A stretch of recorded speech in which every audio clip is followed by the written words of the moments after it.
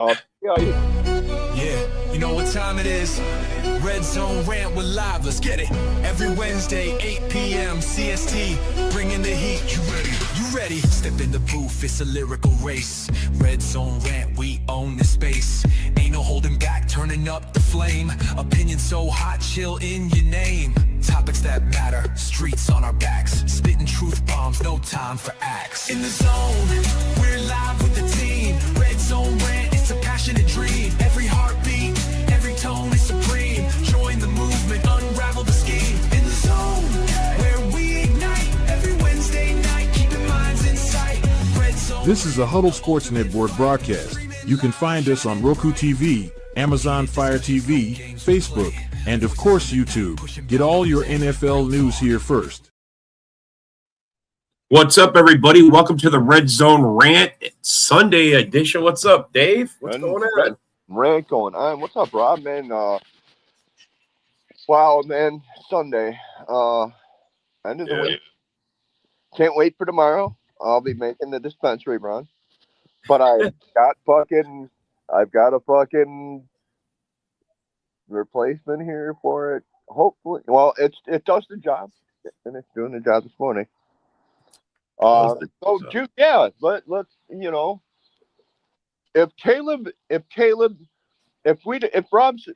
if Caleb doesn't have the benefit of the Bears being the number one turnover defense in football, good morning, Miss. Good morning, Yoli. Yeah, thank you. It's Yoli. I know she's Purple Boy Lady. She's talking shit. Purple Boy Lady. She's talking shit. She has a lot of different names she comes out under. If Caleb doesn't have the turnovers that the Bears created all last year, does it get close to 4,000 yards? Now, mind you, he was only 19 yards shy, actually 18 yards shy. Yeah.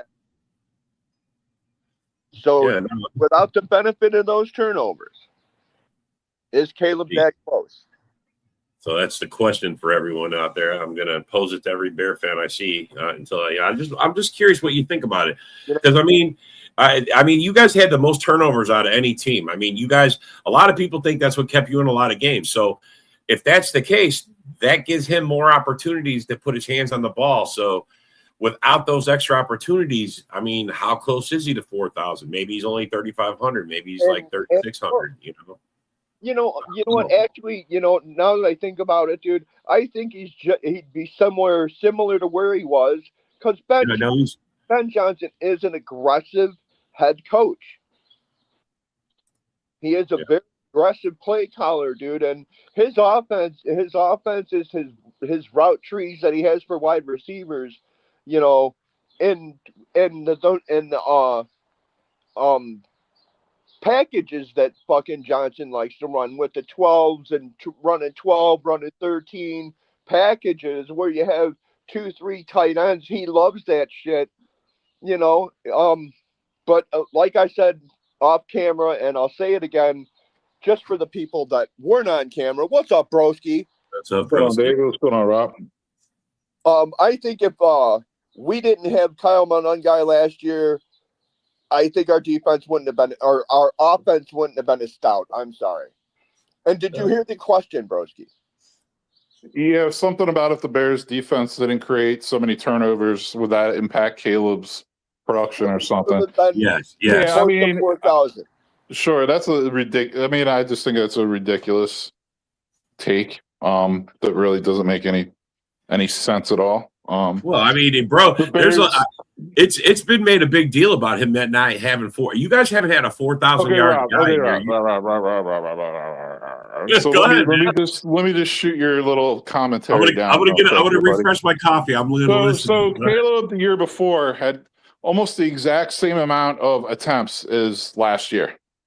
568 last year, 562 the year before. The year before that, the Bears defense was not turning the fucking ball over like that. Right. All right. So with the same amount of attempts, Caleb's yards went up like 400 yards in a season. So that's my first way I'm going to shit on your argument. The second one is the Bears led the league offensively. They had the least amount of turnovers on offense. So that's the other thing. Like people want to say, oh, their defense had so many takeaways. Guess what? Their offense had the least amount of turnovers. Wow. So that's another fucking stat you're leaving out. Wow. Thank you. Right? Okay. Third of all, the Bears defense people want to pump them up last year. I thought they sucked last year. I said it the whole season. I thought they were fucking terrible because you know why? They let up a lot of yards on the ground. So you're saying they turned the ball over, but like these other teams are putting ball control drives together against them as well. You know what I mean? So it's like I can't say like, oh, all these turnovers is the only reason why Caleb put up numbers. That's there's no direct correlation from that, no matter how you want to bend it. Welcome to the show, John. Fucking John. Well, Caleb. Well, let me. Hey, shout out John Dorn. Shout out John Dorn. You're good, Eric. Broski just destroyed that one, John Dorn. Yeah, that's fucking obliterated. Next. Obliterated, dude. Are you kidding me? Now, what will help Caleb is this. If Caleb can get his completion, Ben Johnson says he wants him to get to 70%. That would be great. To me, that's okay. That might be a little too high of a expectation. My thing is just, dude, get to 65, bro. Get to fucking 65%. Dude, if he got to 63 this year, dude. Well, it's an improvement. It was 65. The only thing that would stop us from being a winning team if he got to 63 is how badly our defense played badly, and I don't think our defense will be anywhere near what it was last year. And here's another thing to point out too. It's like, yeah, Caleb is not where he needs to be yet. He is not a finished product. Like he's got a lot of growing and learning and maturing and stuff to do. Like, you know what I mean? It seems like he showed like he's got the potential, he's got the talents. You know, will he put it all together and keep getting better, right? But 58% completion, that's bad. That's you know, typically he's had 60 for his first two seasons. Let me finish this. Typically, with that low of a completion percentage, you would have a lot of turnovers though, because you're just that sloppy with the football. Which wasn't the case though. You know what I mean? Like typically a quarterback that throws 58, 59, like they're gonna throw for like 14, 15 INTs and all that shit. Which is not the case with Caleb. I don't know what you're saying about the Caleb doesn't do something with his O-line, don't strut his O-line. But my thing is this. See, this is what I'm going to put back on the Packers. Since you paid Jordan Love that $50 million a year, he hasn't even thrown for 3,400 yards of the season. So let's talk about that. Is Jordan Love finally going to eclipse the 3,400 yard mark this year? No, they've already revamped the entire offensive playbook, man. I mean, LaFleur admitted that he needed to redo it. He took a lot of plays out. They put new plays in. Honestly, bro, whatever they did in year one, they stopped doing after year one. I don't even understand why they went away from some of the things. Because Jordan Love has his moments, bro, where he throws a good ball, and especially the intermediate passes. Rob, Bears fans don't like me for saying this, but I'll stand by it. Personally, I think Jordan Love's an excellent quarterback.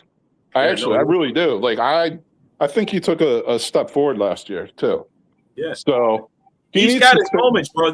My only thing is I want him to step up and be a leader. I want him to be shouting at the guys on the sideline. I want him to be like pumping the team up. Let's go. Let's fucking keep these drives alive. And get in the guy's face when he fucks up sometimes. You know, come on, bro. Stop doing dumb shit. And Rob, honestly, that's what gives me hope with Caleb, because the things I thought would be a real issue with him going into the league, you know, getting drafted, really aren't. And he's actually good at it. Like I thought he would not be a leader. I thought he would be a crybaby. I thought he'd be terrible at press conferences and crying and blaming other people.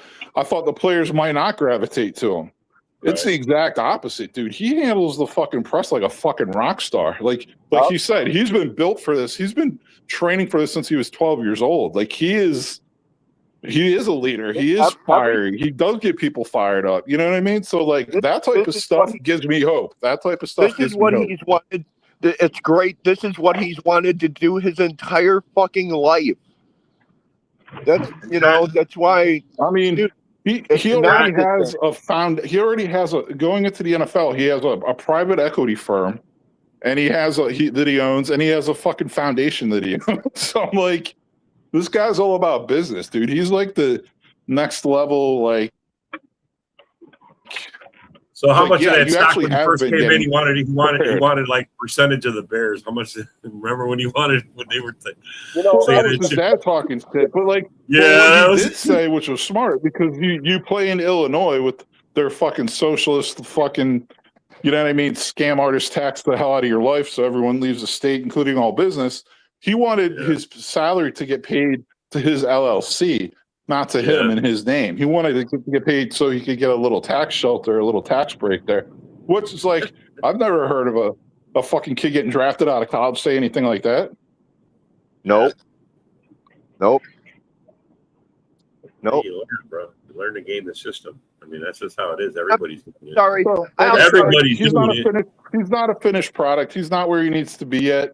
But I have hope with him. I which is a lot different than what I sounded like going into last season. You know what? I mean? And the other thing, you don't brag about it. You don't brag about it, dude. I'm gonna brag about it, dude. And yes, it was a 7-on-7 off-season practice.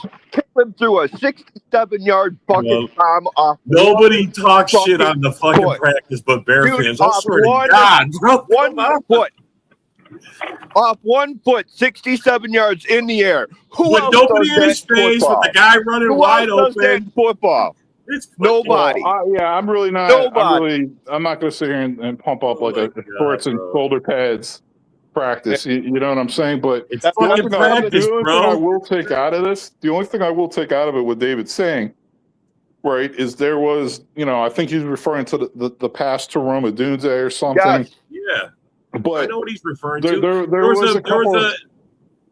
There was a post in Facebook on it. Me and David were in the comments talking shit. Whatever, dude. Like I don't give a fuck about OTAs. I don't give a fuck about camp or preseason. To me, it's so fucking meaningless, right? I don't practice. give a shit. Yes, it's well, the only thing I take out of that though is Xavier Thomas absolutely burning Tyreek Stevenson multiple times, supposedly. So my thing is this, and this is what I said. I think Malik Muhammad, the rookie, is going to be starting at cornerback over Tyreek Stevenson from the jump this year.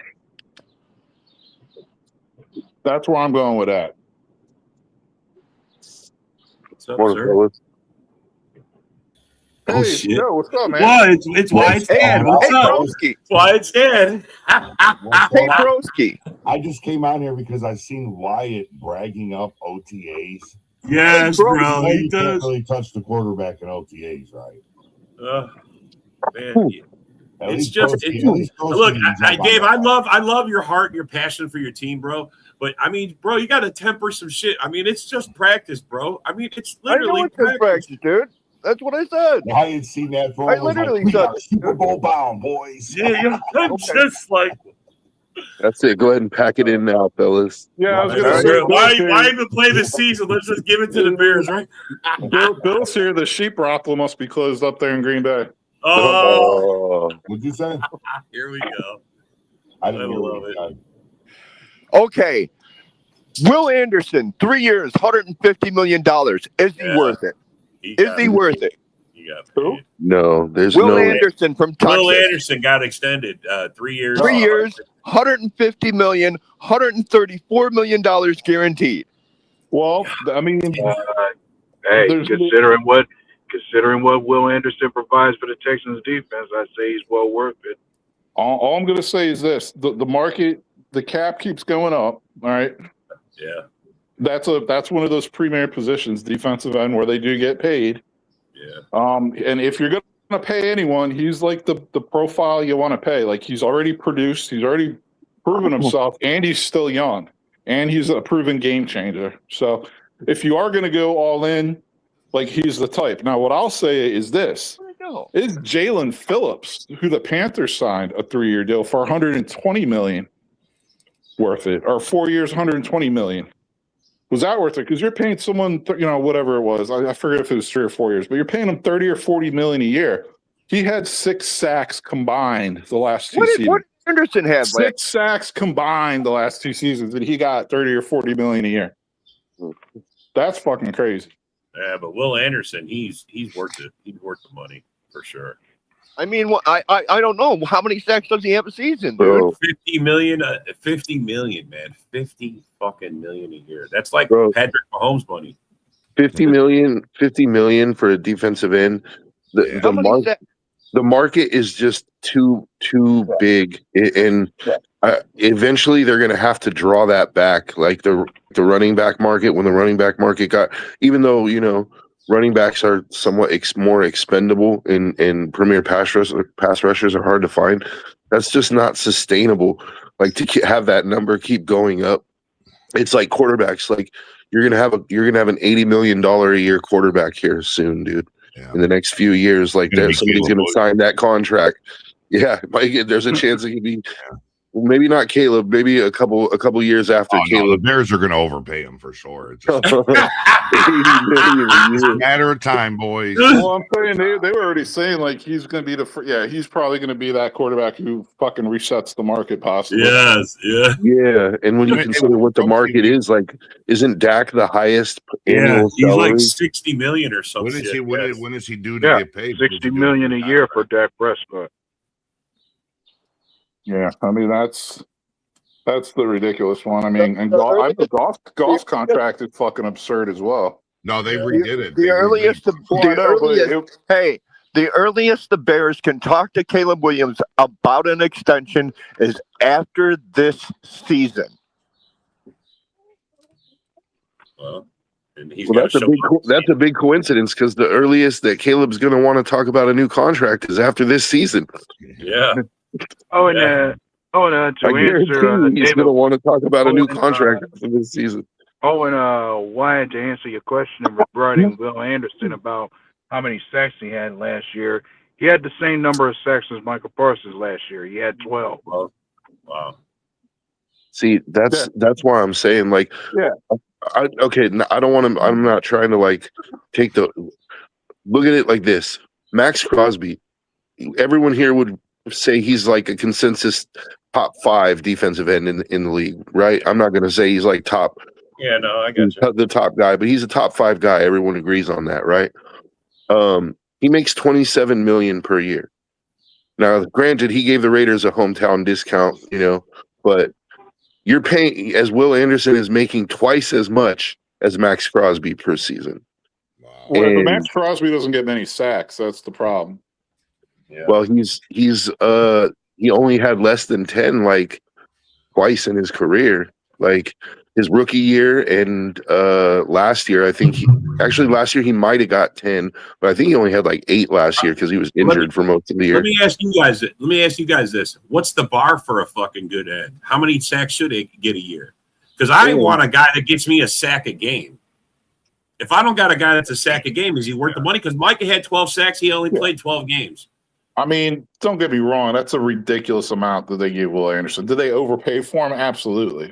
Are they going to regret it? They might. Who knows? You know what I'm saying? Yeah, I don't know, man. He's what, 24, 25 years old. He's been in double-digit sacks the last 2 seasons. Yeah. So it's like I said, if you are going to do it, you do it with a guy who's still young, who's actually proven a little something already. And that's not the part that I'm disagreeing with, Brosi. Like I agree with you on that point. If you're going to pay a guy, like pay a young guy who has already proven it. But I just think the number itself, there's no way the Texans don't come to regret that contract, dude. It's the number. It's literally it's like a 5th or a 6th of your cap on one player, dude.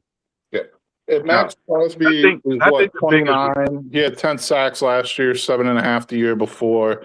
Whatever. He's a hell of a player. He's a disruptor. Like the guy wreaks havoc. He also bats passes down. He forces a shitload of fumbles. You know what I mean? Max Crosby, don't get me wrong, fucking a maniac out there. Like you want him on your defense for sure. Yeah. Mm-hmm.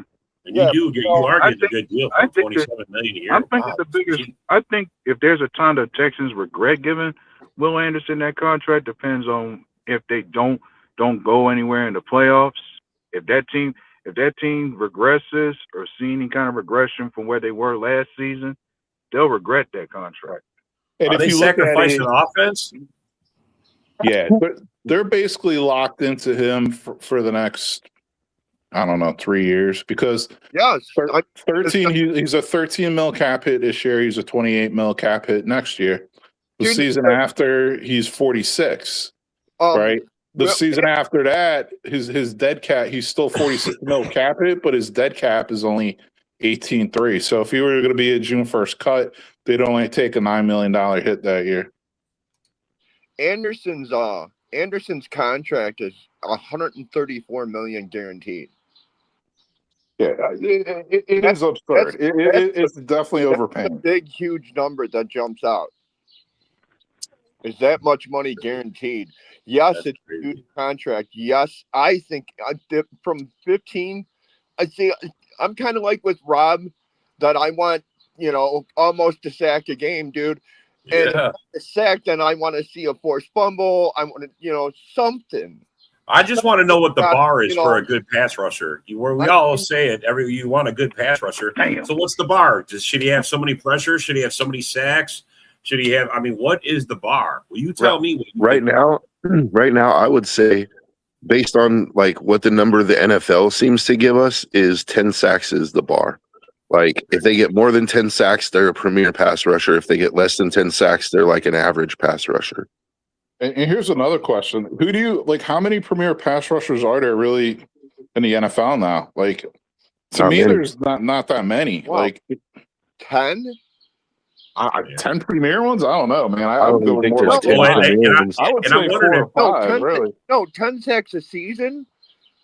Well, I'm wondering if that's why it's the bar. No. I'm saying how many premier pass rushers are there in the NFL right now? There's not many.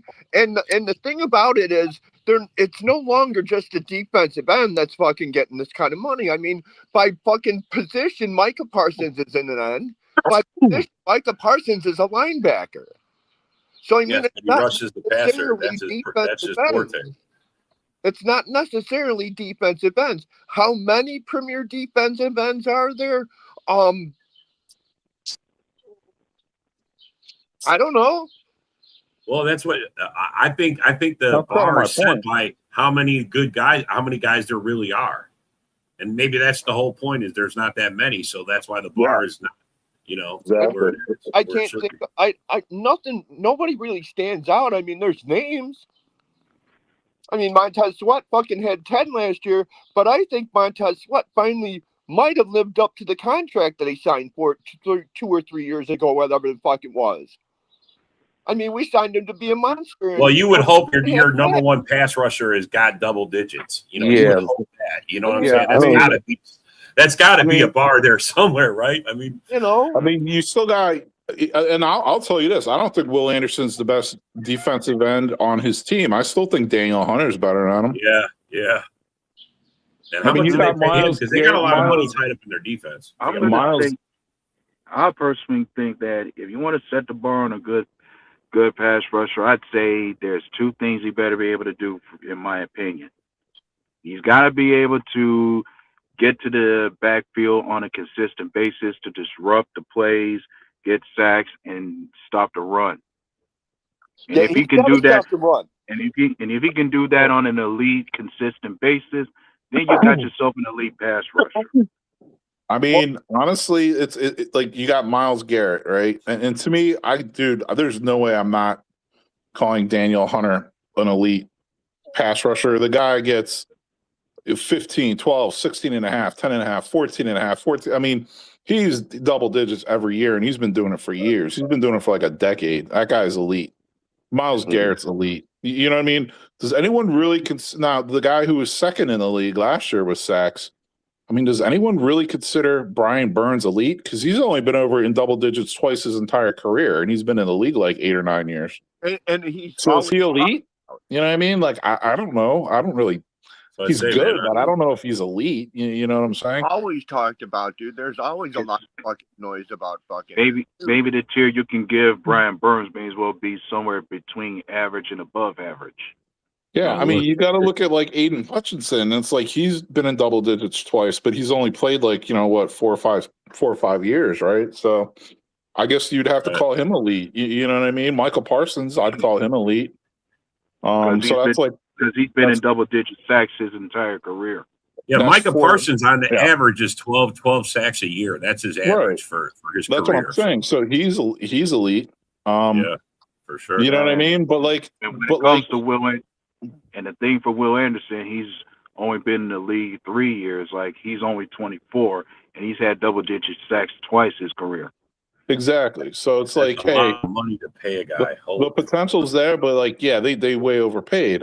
Especially when you compare it to like Hunter's contract and he gets more sacks. But yeah, I mean, to me, Myles Garrett, Danielle or Danielle or whatever the fuck, however you say his fucking name. Yeah, it's Danielle. Me and Rob know it. A boy Danielle. named Danielle. Like I don't know, but Danielle. You got a bitch for a name, bro. You got a bitch for a name. I mean, I guess. John says he's elite. You're an elite troll, John. That's what you are. No, John Dorn is definitely an elite troll. Some other names you could throw in there in terms of pass rushers that I'm sure some people thought would have been elite. What about Nick Bosa and San Fran? Yeah, he was, but not anymore. Like dropped off. To me, I'm going with this. I'm saying Myles Garrett. I'm saying Danielle Hunter. I'm gonna put Max Crosby up there. So that's 3.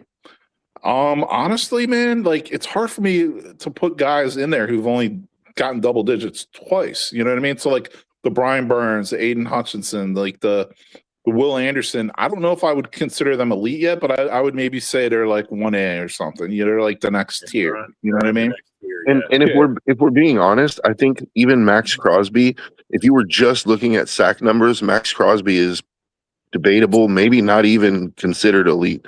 It's everything else that Max does that makes him elite. It's his run. It's his run stopping ability. It's leading the league in pressures every year. He's a disruptor. That's what makes him elite. It's not his sack numbers. Yeah, he causes fumbles too, man. You know what else Max Crosby is? Max Crosby's an antenna, dude. And quarterbacks around the league know it. Fucking Patrick Mahomes bitches about it constantly, dude. Because he's constantly he harasses the fuck out of Patrick Mahomes, dude. It's all within the scope of the game. It's not like it's not like he's being rough or anything, dude. He's just being an antagonist. Yeah. Every single time that Max Crosby gets in the backfield against Kansas City, he makes sure to touch Patrick Mahomes. Yes. Like he doesn't hit him, but he just makes sure to put a hand on him, to touch him somewhere, just to let him know, like, hey, I'll be back. You know, like don't get comfortable. I'll be back. Like, and it bothers Patrick Mahomes. Like Patrick Mahomes is always bitching to the referees about it. Like, dude, does he have to fucking touch me? It's like. Yeah, like, shut the fuck up, you big bitch. Well, that's the whole point. It's psychological. Yeah, exactly. And that, but it's funny to watch Patrick bitch about it because I'm just sitting there like, shut the fuck up, you big baby. It's a constant reminder that he's right there. He's right there in your pocket. Trying to remember. Something I'm trying to remember about the Raiders and the Chiefs. Which week are they supposed to be meeting up first?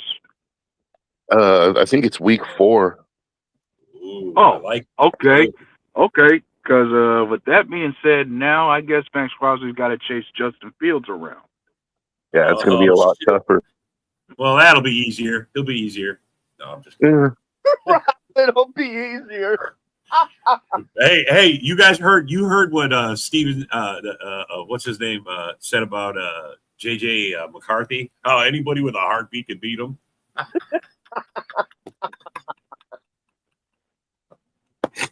I had Rob Haspel's on last night, and he's a big Vikings fan, and he was like, that guy's acting like an impetuous child and talking shit on, he's not saying anything that they want to hear and just acting a fool. Me and Rob highly disagreed about that on his show yesterday. Yeah. Yeah. Okay. Well, tell me what happened because he didn't mention that. Well, no, I didn't get a chance to call in. I was just in the comments. Okay. But, okay. I mean, to me, like McCarthy's responses were that of a leader. I mean, Kyler Murray said he signed with the Vikings because he thought that was his best chance to be a starting quarterback this year. Right. So if you're JJ McCarthy, it's on. Like he's coming for your job. Like he thinks you're a pushover. Yeah. So when the media directly asks you, like, "Oh, what's it like with Kyler in the competition?" and he's like, "Well, I sit on one side of the room, he sits on the other side of the room, and the coaches coach us." All of a sudden, everyone's like, "Oh my god, that's so bad. That's so negative. Oh, he's an impetuous child. Like, he's fighting for his fucking job. Unlike Kyler Murray, JJ McCarthy actually shows like some competitive fire. You know, Murray, let's not forget, got benched for Jacoby Brissett last year. Murray is getting paid by the Cardinals $37 million this year to not be there. Okay, like, let's not forget that. Well, I brought it up to him. I go, look, he had Marvin Harrison there. I mean, you guys are all like are touting JJ and all these wide receivers you got because they're literally saying that this trio might be as good as the trio of Moss and Reed and Carter. I'm like, really? You guys really think that? You really think that Kyler's going to deliver you that kind of? And they're like, it could happen. Well, the players are standing up for McCarthy. Like the players gravitate towards McCarthy. Yeah, he's young. Absolutely. He needs to stay on the field second. Like, dude, you got to stay on the field. But Kyler Murray has missed 27 games in the last 4 seasons. So let's not act like Kyler Murray's some example of endurance or some shit either. You know what I mean? No, he's not exactly been the exemplary quarterback. You know, I brought it to their attention for them to be mindful of the kind of quarterback Murray is. Like, if there's one thing I said was consistent with him as a pattern is that he can start the season high, but the second half of the year he'll fizzle out on a cold streak. That's been a pattern for him in Arizona. Yeah, and his best seasons in Arizona was with Kingsbury and Kingsbury's college offense. So not an elaborate, intricate offense like KOC's. KOC is not changing anything for anyone ever. He's a stubborn motherfucker. Like, he needs a quarterback to fit his mold, and Kyler Murray does not do that. Not even close. Hey, bro. Probably only signed him for 1 year, right? He's only one, and got him for like 1.5. I mean, my prediction, JJ McCarthy's winning that starting job week 1. Like, he'll be the starter week 1. I think he's. I like it. I like where you're going because they're all. I mean, I haven't heard one Viking fan say McCarthy's going to. I'm like, so are you guys conceding the whole fact? They're like, well, let's see how it plays out because Murray may not make the whole season. Guys, they're paying him $1.5 million for Murray to come in and light a fire underneath McCarthy's ass, which it is, because they know McCarthy's personality type is the type that will respond to that competition. It'll push McCarthy to be better.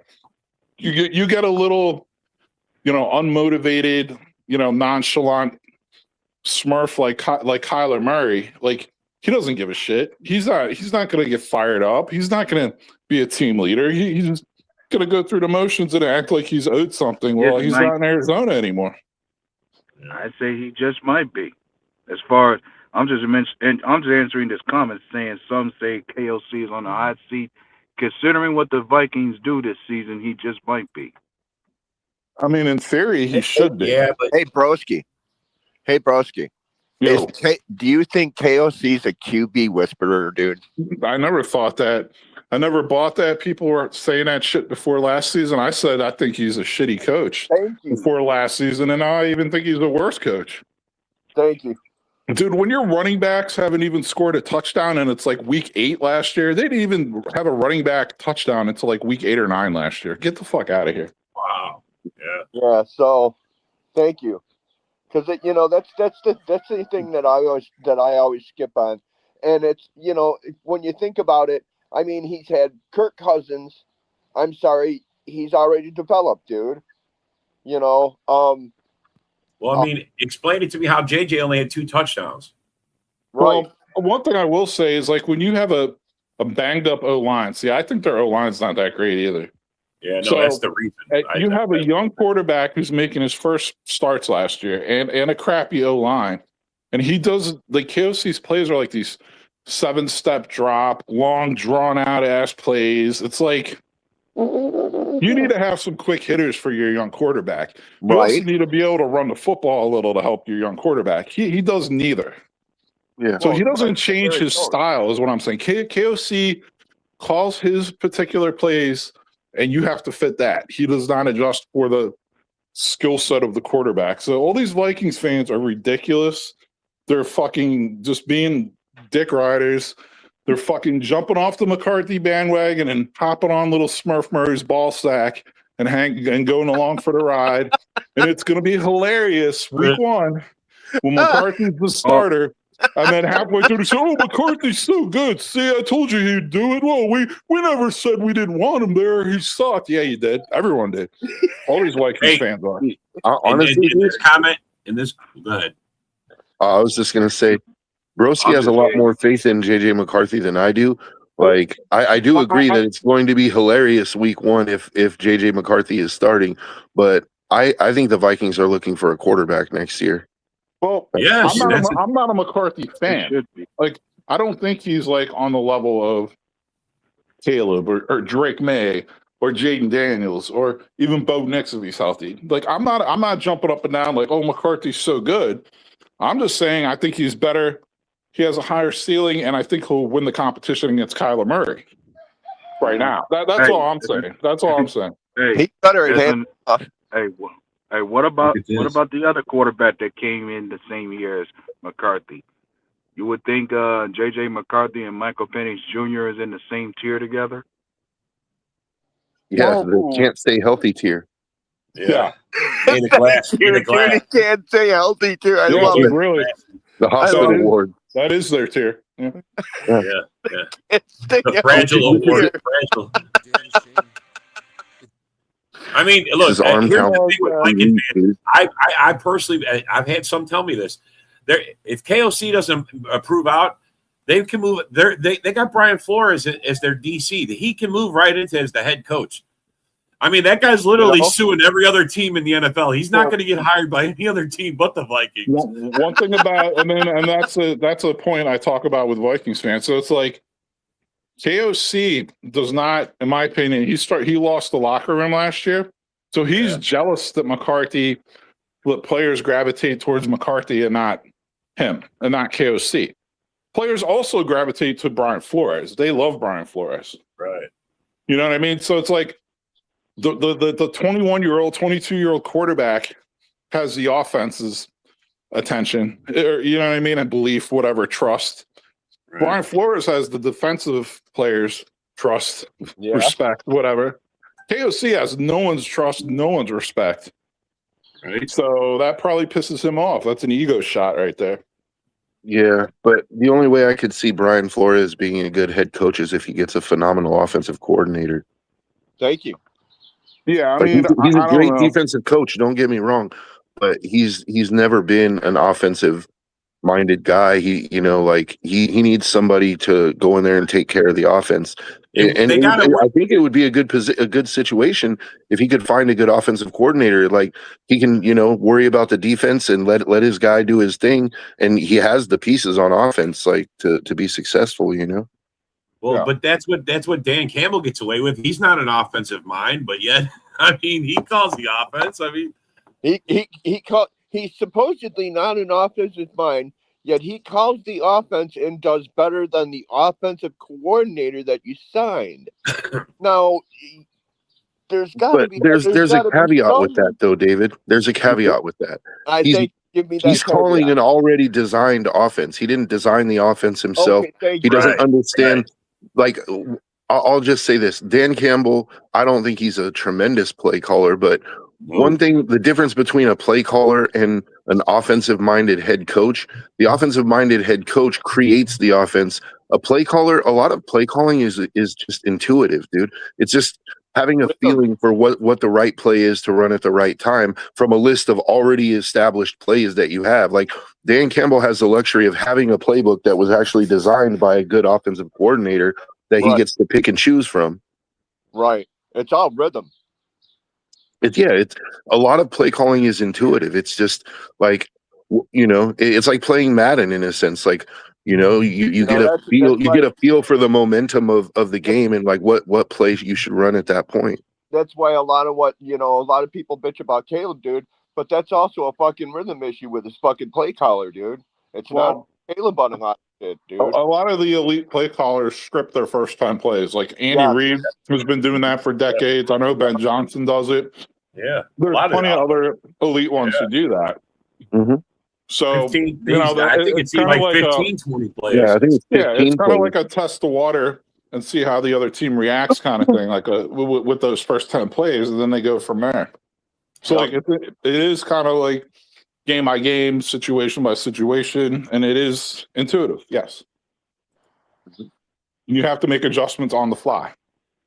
And we got one of the best ones at it. Yeah, and KOC is terrible at that. By the way, terrible. And I think that scripting the first 15 plays is smart if you're doing it for the right reasons, right? Like you're not just picking 15 random plays and just throwing shit against the wall to see what sticks. You're picking the 15 plays that you've had success with, that when you've scouted this defense, you think that will be successful, and you're doing it so that later on you can come back to some of those plays and later on in the game. Like you're looking for the 3 or 4 plays that you might be able to use again that game, like.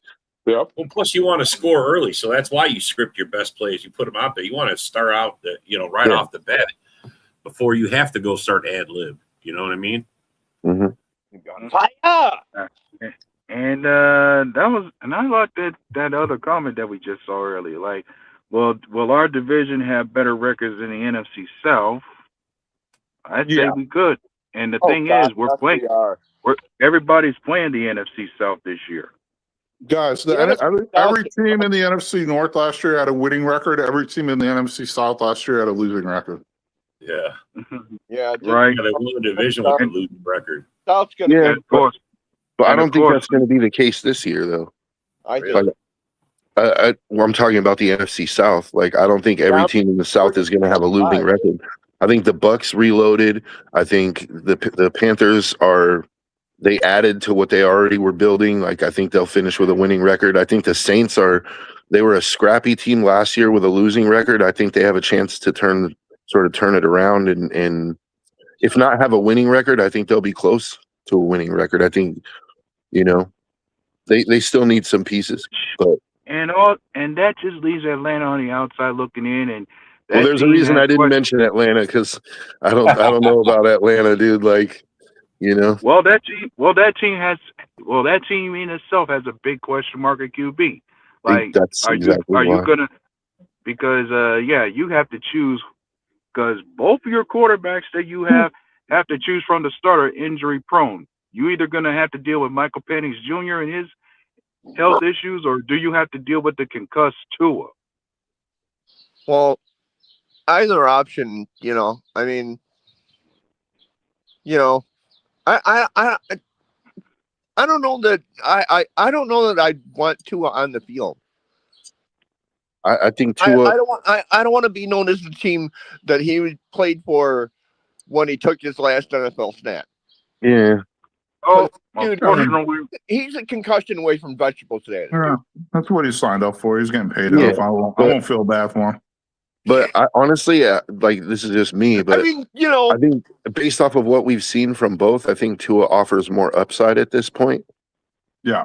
Yeah, and Penix, I'm sorry, he's a hit away from not walking. It's Penix, bro. Whatever.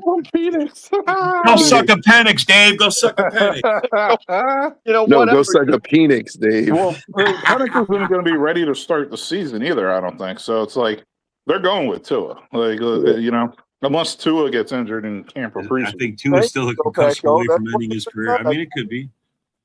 I mean, a lot of people are like that. I think Tua offers more upside right now, though. What's up, Chesterton? How's it going, bud? Can we all agree that Fins are going to be Chiefs? Well, Dolphins.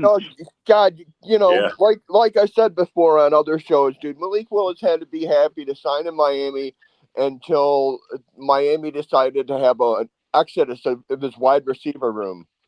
Just leave the team. He's now going, dude, what the fuck did I sign up for? Well, here's Miami's going to be competing for the number 1 overall pick. Dude. Yeah, that's exactly what they're going to do. And here's the thing. I'm not saying nothing to this Malik Willis, but this is where I'd say certain trolls' statements about Malik Willis being a better quarterback than Jordan Love gets put to the test this year. Like, if he's that good or better than Love, he should be able to put together a competent season despite what little he has to work with on that Miami offense. You know what Malik Willis is? He was a really good backup in that system. I mean, he's not a starting caliber quarterback. Yeah. That's He wasn't that's always been my argument against those trolls. You've never seen Malik Willis take on a full season as a starter yet, Yeah. and you want to put him as a better QB than somebody else who has. And when he did go in, he had the luxury of having the Packers offense and the Packers defense. Like, you know, like he was surrounded by talented players. That's not going to be the case in Miami. Well, he did do the Green Bay thing and sat and watched his other quarterback for a while. Exactly. He was good in that. He was a really good backup in that system that he knew that he got to sit and watch. Like, yeah. Coming to Miami and being the man all off season from week one going forward. Yeah, right. Have fun with that. But remember, the Dolphins were supposedly paying Brian Flores $100K to lose games on purpose each game. So like they have no problem. They have no problem tanking. Believe me, they have no problem tanking. Damn, John. Come on, John. John has just got no love for Caleb, bro. Come on, come on, John. He's gonna die on that hill, bro. He's gonna die on it. He is. He's gonna die on it. He knows it. Bro, it's like Caleb Williams could be holding up the Lombardi trophy and John's going to be like, huge fucking bust. Huge fucking bust. You know, like, guy's a I told all of you he was never going to make nothing. Exactly. He'll be swearing that until Caleb's putting on a gold jacket. And it's like, you know, that guy wasn't shit. It's like, maybe that's why Caleb. I told everybody he was a bust. Maybe that's why Caleb's improving so much. He sees these John Dorn comments and he's like, "Oh yeah, fuck you, Dorn." He's got a picture. He's got a picture of Dorn in the locker room as bulletin board material. He sitting there lifting weights, just staring at Dorn's face. They probably would have been better off having Dorn as the backup quarterback in Green Bay this year because they cut Desmond Ridder to sign Tyrod Taylor as the backup. That's a fucking joke. Like the Packers backup quarterback and their backup running backs, that's a joke. Like that's a joke. Like honestly, that's a joke. Hopefully we don't got to rely on them. Honestly, I'm very concerned about our run game, especially with fucking Marshawn Lloyd being injured already. I mean, Jesus fucking Christ. And then you have Chris Brooks, whoever the fuck that is. And then you have a fake ass country singer playing left tackle, Jordan Morgan. Is he in the country top 30? Like, I don't know, but he sounds like a fake ass country singer. Dude. And I'll just say this, man. Like, I love Josh Jacobs, man, but Jacobs is another year older. Yeah. And, you know, another year injured. Like, it's. Yeah, like I said last year, he lost a step last year. Packers fans will be like, no, the O-line sucks, blah, blah, blah. Well, guess what, dude? You have the same O-line as you did last year, except for now you have Jordan Morgan at left tackle. So have fun. Our O-line suffered a lot last year. You can talk that shit, but our O-line suffered a lot. We went 2 centers. I mean, Zach Tom wasn't even out there for half the season. He was injured so much. But I mean, look, bro, you can say what you want. Right? I'm not making excuses because I don't think injuries are an excuse for anything. But yes, Jacobs suffered with going through. And then we put him back there to fucking return punts. What are they fucking thinking? Why are they really, risk injuries on returning fucking kicks? Are they fucking stupid? I mean, I'm just saying, I'm not going by a numbers perspective. I'm going by just seeing how he moves on the field perspective. That's all. Bro, I agree. He was beat up last year, and he tried to get out there and play injured. And there was, I think we should have benched him for the end of the season. But because he's an old, like what is he? 28, 29 years old, something like that now. Yeah, but he's an old 28. He is. He's like Ezekiel Elliott. Yes, he's had so many carries. He's gonna fall off hard one season. Like he's gonna go from being like very good to last year being good to like boom, like basically like you're lucky if you make the fucking team. Needs to be a little bit better, dude. Well, the guy's been wearing himself out as a workhorse carrying a big load. So that's and the why center you guys signed, wasn't that the backup who came in last year or not? Or am I wrong about that? No, we Emmanuel Lewis we let go, bro. Which I mean, or Emmanuel Wilson. I said Emmanuel Lewis. Emmanuel, we let him go, and I wish we would have kept him. but he signed with You guys Seattle. That's what trotting he said. Webster out there. You guys Yeah, I trotting know. Webster Yeah. out there. I know we got Webster out there. No, Alex I'm talking about the Karras and Shit center. I'm Webster. talking about the center. Oh, the center. Oh no, we had Elton Jenkins was in there originally. Yeah, then And they he took and they lasted got like rid of him. he got knocked out, and the guy that's in there now, that's who we got. And, No, that's what I'm saying. You gave the backup center from last year a contract, the guy who came in, right? Yes, Yes, that's what I'm saying. Yeah. We extended. He actually turned out. Sean, Our offense got better when he took Sean over. Ryan, Sean Ryan, except yeah. Sean Ryan was not. Yeah, and the thing is, Sean Ryan was never originally a center. I know. We usually the guy got moved around a lot. He But was in Jenkins, his, bro. like when we drafted him, when we drafted Sean Ryan, he primarily was a tackle. And that's going to be the problem with the Vikings too. They're starting Brandel, who's done nothing but play guard his entire career until last season when they moved him from guard to center because of injuries. So you guys don't have an experienced center. You don't have an experienced left tackle. That's going to be a fucking problem. That's going to be a problem for the Vikings and for the Packers, man. Yeah, bro. I've said this already, man. The last couple of years, they've neglected the O-line, bro. Like not the way that I would have done it. You know what I'm saying? I just. It's funny because people were like busting on the Bears for getting Bradbury, and I'm like, I get it, man. On a good day, he's average. You know what I mean? I'm not going to pump him up. But one thing he is a veteran who starts every game. You know what I mean? He did play in the Super Bowl last year. He had his best year last year. And guess what? He's going to be the backup because they have like the guy who's possibly the next Linderbaum that they fucking drafted, who I'm thinking is going to be starting week 1. So, you know what I mean? It's like, hey, yeah, I don't know. Logan Jones, baby. And if you look at the Seahawks running backs too, because you talk about what was it, Emmanuel? What the fuck is that name? Wilson. Wilson from the Packers. I liked him as a backup. Yeah.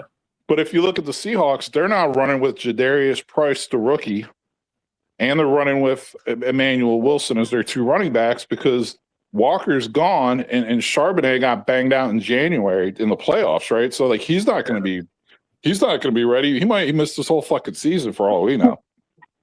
Yeah. Well, if that's the case, I'd say look to the Cardinals to borrow one of their backs because that team itself, I don't know what they was thinking trying to get another back when you just signed Tyler Algier to a new contract. Yeah, but can Tyler Algiers be a starting? That's why maybe they didn't have faith in him, bro. I don't know. Maybe that's the issue. Packers tight ends. Yeah, hopefully all the you know that's one of the bigger reasons why fucking the Bears have drafted that monster out of fucking Stanford was for blocking, dude. That's what he's a fucking huge big boy.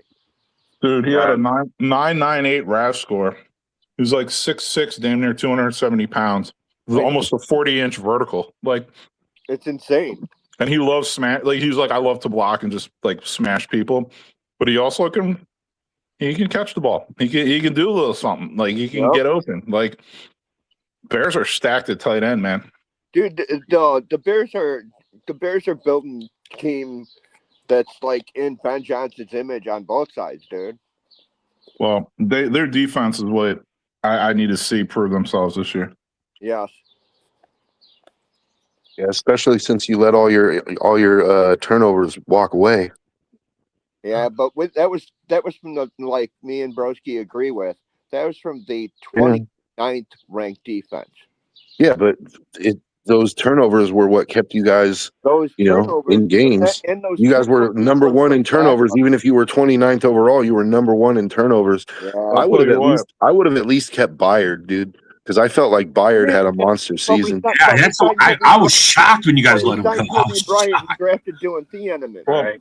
I mean, I hear what you're saying, and they're valid points you're making.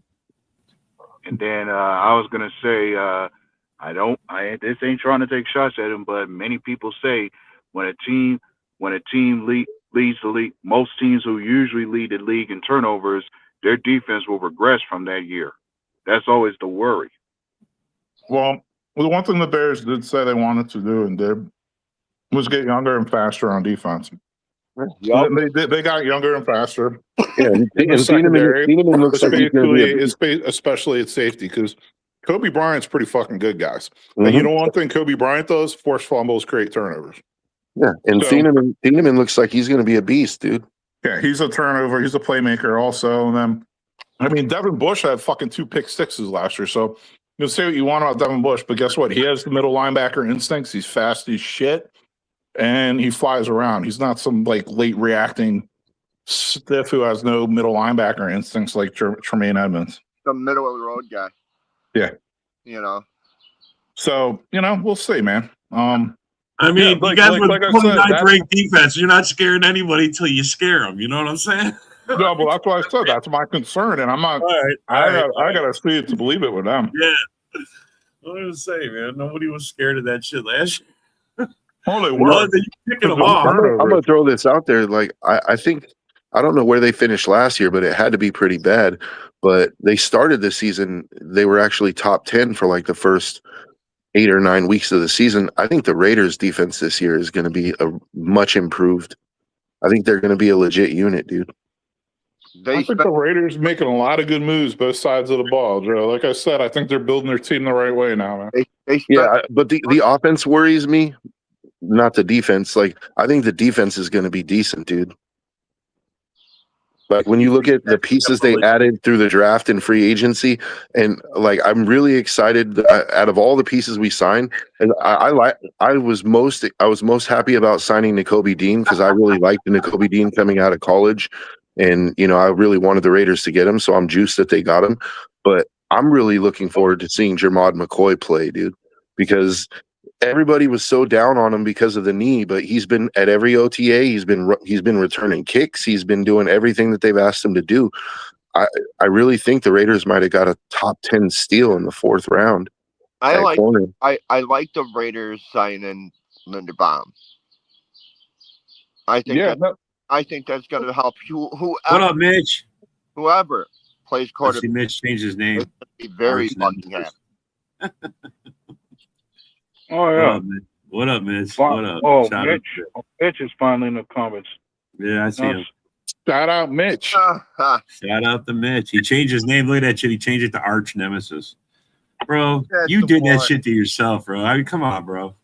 Yeah. Hey, I just want to throw out there, Mitch.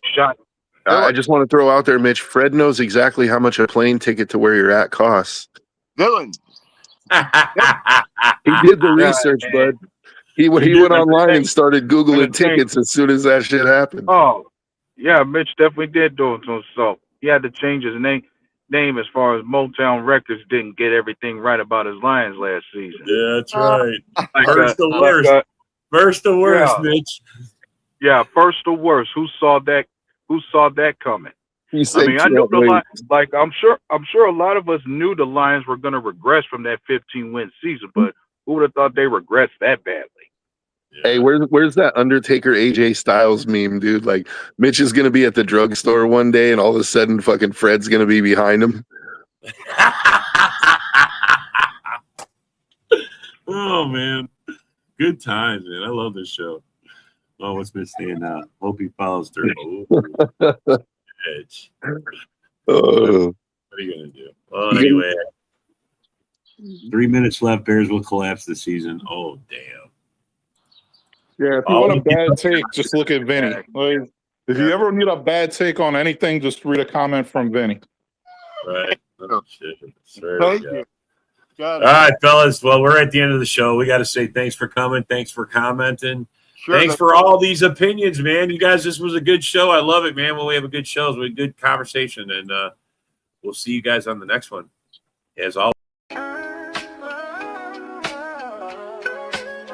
Yeah, yo, it's game time. Ain't no messing around. Huddle Sports Network, the best in town. From NFL rumors to the latest trends, we got all your sports. Just tune in, my friends. Catch us on Roku, Fire Stick, take your pick. Facebook, YouTube, where the action's slick. Daily shows that drop like a bomb. From 10 to 11, it's Ken and Ken. Stay calm. Huddle up, catch the vibe, feel the rush. Get your news, get your fills in the clutch. Over 27 podcasts, we breaking it down. Join the team, Huddle Sports, wear the crown. Live every weekday, it's how we roll. Lions Talk with Jeremy B, we taking a stroll. From 11 to 12, don't miss a beat. We break down the game, make the info sweet. The Daily Huddle Podcast, noon to 1. CST Zone, we're just having fun. Toss your doubts, we bring the facts. Tune into the huddle.